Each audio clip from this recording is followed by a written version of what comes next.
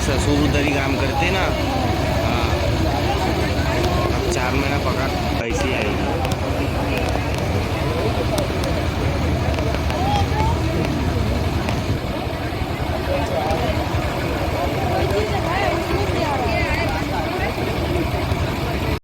काय माहिती आहे का सांगणार? हां साहेब, आम्हाला स्टेशनला एक व्यक्ती आले. तिथं स्टेशनला त्यांनी सांगितलं का कोणी गाव येथे आग लागली आहे, कारखान्याला आग लागलेली. आम्ही तात्काळ आम्हाला 6:40ला आग लागलेली आहे असा आम्हाला कॉल आला आणि तात्काळ आम्ही तिथून रवाना झालो. कोणीपर्यंत आम्ही आलो, इथे टर्न मारला आणि आग विणं काम चालू केलं.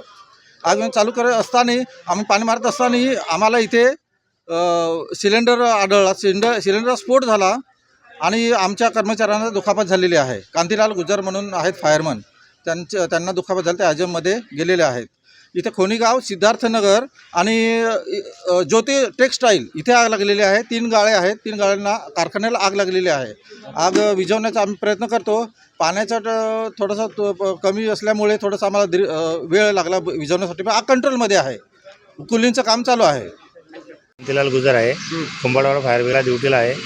रात्री आम्हाला 5:30च्या दरम्यान कॉल आला. सदर घटनास्थळी आम्ही गेले असता आम्ही लाईन चालू केली असता काही 5 मिनिटांनी आम्हाला कोणी माहिती दिली नाही की सदर कारखान्यामध्ये सिलेंडर आहे.